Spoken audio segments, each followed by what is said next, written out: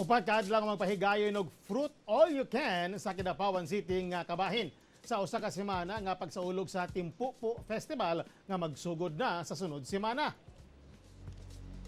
Tara na sa Kidapawan City sugod sunod semana sa Agosto 14 hangtod Agosto 18 tungod sa ticket nimo nga 50 pesos.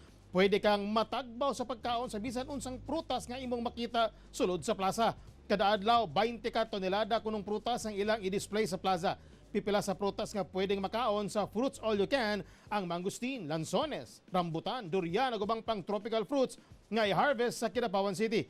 Gipunduhan namang programa og 900,000 pesos nga mao gigamit sa syudad sa pagpamalit og prutas gikan sa mga fruit growers sa syudad.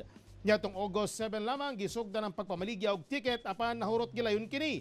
Hinoon matag adlaw magbaligya kuno sila 700 tickets alang sa mga bisita ug turista.